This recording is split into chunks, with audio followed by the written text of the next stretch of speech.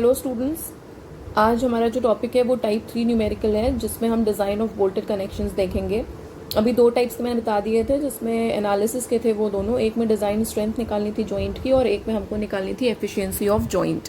इसमें हमें करना है डिज़ाइन, राइट। अब ये एनालिसिस ना होकर के डिज़ाइन का क्वेश्चन हो गया है। एनालिसिस में मैंने बताया था, एनालिसिस में आपको एक कनेक्शन जो है दिया हुआ होगा, जिसमें नंबर ऑफ बोल्ट्स और मेंबर का साइज, सारी चीज़ें पता होंगी। हमको ये बताना होगा कि वो कितना लोड बियर कर सकता है, ठीक है। वो हमें उसकी स्ट्रेंथ निकालनी होगी, एफिशिएंसी निकालनी होगी, तो वो एनालिसिस होगा। डिज़ाइन में क्या होता है, हमको एक गिवन फैक्टर्ड लोड दे दिया जाएगा या सर्विस लोड दे दिया जाएगा।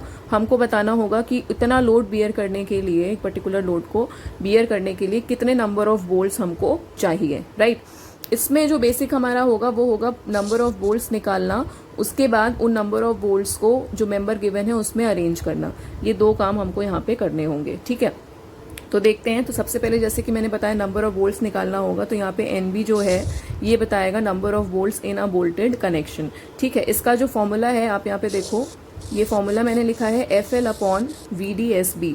जो FL है यहाँ पे उसका मतलब है फैक्टर्ड लोड। ये फैक्टर्ड लोड हमको क्वेश्चन में गिवन होगा।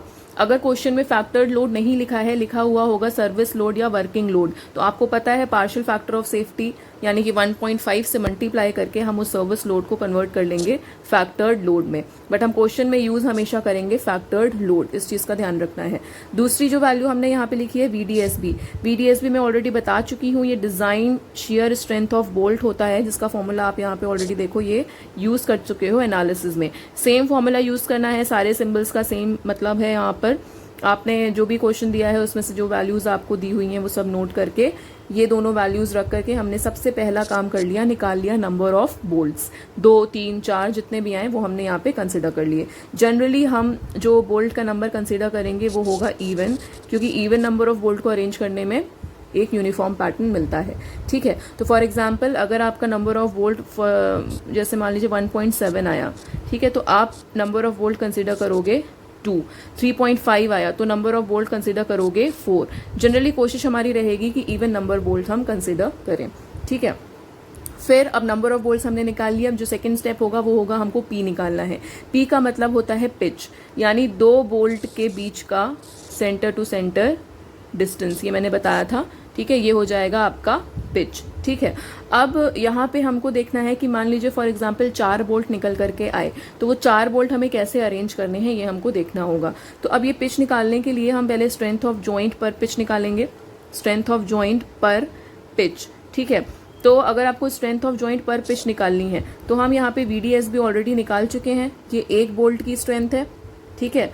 अब पर पिच जितने बोल्ट आएंगे उस जॉइंट में, यानी कि नंबर ऑफ बोल्ट पर पिच, ये सब पहले बता चुकी हूँ कैसे होगा, उससे जब हम मल्टीप्लाई करेंगे तो ओवरऑल हमारे जॉइंट की स्ट्रेंथ निकल करके आ जाएगी, ठीक है। अब बताया है मैंने ये कैसे कंसिडर करते हैं। अगर सिंगल बोल्टेड है तो ये 1 हो जाएगा, अगर डबल बोल्टेड है तो ये हो जाएगा 2।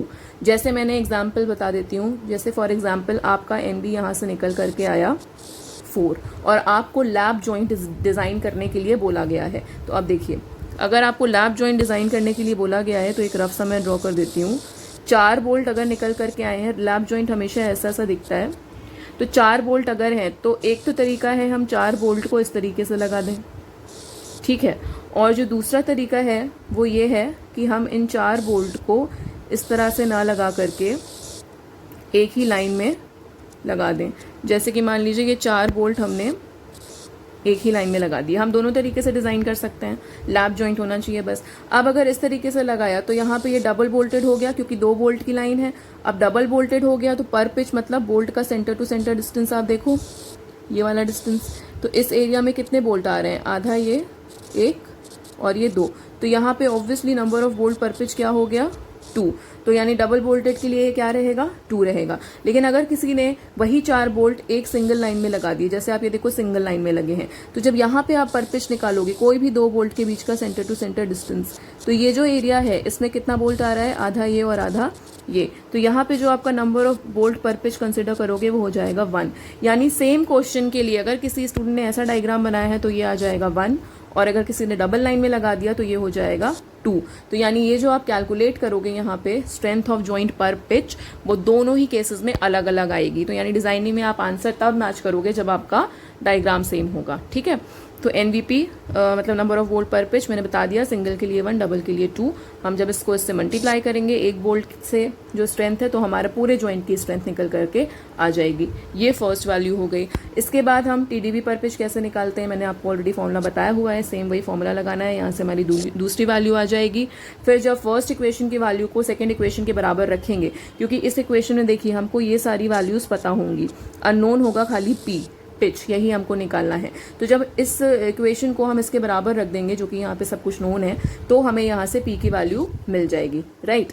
अब बस चेक इतना कर लेंगे कि जो P की वैल्यू निकल के फॉर एग्जांपल 47 mm निकल करके आई, तो आप अगर P मिनिमम निकालोगे, जैसे मान लीजिए आपने 16 mm का डायमीटर यूज किया है बोल्ट का, तो इस 16 mm के लिए आप P मिनिमम निकालोगे ये फॉर्मूला यूज करके। और अगर ये पिच इससे कम आई, ठीक है, पहली बात तो अगर ये जो P की वैल्यू है अगर P मिनिमम से कम आई, तो P जो है वो बराबर हो जाएगा आपका P मिनिमम के, क्योंकि किसी भी हाल में जो P है वो P मिनिमम से कम नहीं हो सकता। इसलिए हमको चेक करना है P should always be greater than P minimum, otherwise P बराबर हो जाएगा P मिनिमम के, ठीक है। तो ये हमारा सेकंड स्टेप में आंसर निकालना था पिच, जो कि हमने यहाँ पे कैलकुलेट कर लिया। अब थर्ड स्टेप पे हमने पिच तो निकाल लिया कि 2 बोल्ट के बीच का डिस्टेंस कितना होगा। अब एंड डिस्टेंस भी निकाल लेते हैं कि प्लेट के कॉर्नर से, जैसे हमने ये जो डायग्राम बनाया फॉर एग्जाम्पल हम इसको कंसिडर करते हैं, तो हमने ये डिस्टेंस निकाल लिया यहाँ से यहाँ तक का पिच। अब हम निकाल लेते हैं कि बोल्ट का यहाँ से यहाँ तक का डिस्टेंस जो है E वो कितना होगा, क्योंकि जब आप ये निकालोगे, ठीक है, तो आपका ये पूरा हमारा जो है डिज़ाइन हो जाएगा। तो E के लिए हमने अगर B की वैल्यू गिवन है तो नहीं गिवन है, अगर B की वैल्यू B मतलब विथ, तो E मिनिमम के बराबर हो जाएगा E हमारा, और अगर B की वैल्यू गिवन है तो हम ये फॉर्मूला लगा करके निकालेंगे, ठीक है। B मतलब ये हमारी प्लेट की विथ, ठीक है। अब देखो अगर B की वैल्यू नहीं गिवन है तो हम ये कैलकुलेट नहीं कर सकते, तो सीधे E मिनिमम के बराबर रख देंगे E को, ये फॉर्मूला डायरेक्टली यूज करके। लेकिन अगर B गिवन है तो B अगर हमें दिया हुआ है तो B में से अगर हम ये जो हमारा ये जो बोल्ट है हमारे, ठीक है, इनको अगर हम माइनस कर दें, ठीक, अगर हम इसको माइनस कर देंगे तो ये पूरा हमारा B आ जाएगा, मतलब इसको माइनस करेंगे तो ये सॉलिड एरिया आ जाएगा, और इसको 2 पार्ट से जब हम डिवाइड कर देंगे तो हमारी E की वैल्यू निकल करके आ जाएगी। तो अगर B गिवन है तब तो हम ऐसे कर देंगे, अदरवाइज हमारा E मिनिमम के बराबर हो जाएगा। तो ये हमारा स्टेप है, और इसके जस्ट बाद जैसे ही आपको P और E मिल गया और नंबर ऑफ बोल्ट मिल गया, सबसे पहला काम करना होगा, आपको डायग्राम ड्रॉ करना होगा। सिंगल बोल्टेड है तो सिंगल बोल्टेड, डबल तो डबल, ठीक है, डायग्राम ड्रॉ कर लिया। इसके बाद लास्ट में हमें एक चेक ये करना होगा कि जो VDPB है, जो भी गिवन डायग्राम है उस डायग्राम जो आपने डायग्राम ड्रॉ किया है उस डायग्राम के लिए जो VDPB है वो हमेशा VDSB से ज़्यादा होना चाहिए। तो VDPB आपको पता है कैसे निकालना है, वही फॉर्मूला लगाएंगे, VDPB कैलकुलेट करेंगे, ये वैल्यू अगर ज़्यादा आ गई तो हमारी डिज़ाइन यानी कि सेफ है। और इन केस अगर ये वैल्यू कम आती है, फॉर एग्जाम्पल अगर आपकी कंडीशन ये बन जाती है VDPB लेस देन VDSB, तो आपको जो पिच है उसको थोड़ा सा इंक्रीज करना होगा, क्योंकि अगर आपको इसकी वैल्यू बढ़ानी है तो देखिए यहाँ पे D हम नहीं बढ़ा सकते, T भी कांस्टेंट है, ये भी कांस्टेंट है, ये भी कांस्टेंट है, खाली इंक्रीज हम किसको कर सकते हैं, KB को, क्योंकि अगर हमें इसे इंक्रीज करना है तो खाली हमारे पास KB की वैल्यू है जिसको हम इंक्रीज कर सकते हैं, और KB की वैल्यू E और P पे ही डिपेंड करती है। तो यानी हमें P की वैल्यू बढ़ा देंगे तो हमारा E या E की वैल्यू बढ़ा देंगे तो हमारा KB भी बढ़ेगा, KB बढ़ जाएगा तो हमारा VDPB भी बढ़ जाएगा। तो ये कंडीशन हमारी फिर सेटिस्फाई हो जाएगी। बट ये हमें तब करना है जब VDPB छोटा आएगा। अगर ये पहले ही सेटिस्फाई हो रहे हैं यानी आपने जो पिच सेलेक्ट की है वो आपकी ओके है, राइट। उसके बाद हम ये डायग्राम अपना ड्रॉ करके फाइनल अपना सम अप कर देंगे क्वेश्चन। ओके, नेक्स्ट लेक्चर जो होगा उसमें मैं आपको एक न्यूमेरिकल बताऊंगी सेम डिज़ाइन का, एक लैप जॉइंट की डिज़ाइनिंग बता दूंगी, एक बट जॉइंट की डिज़ाइनिंग बता दूंगी। स्टेप्स आप तब तक याद करें, नोट करें। नेक्स्ट लेक्चर में हम एक न्यूमेरिकल सॉल्व करेंगे। Okay class, thank you.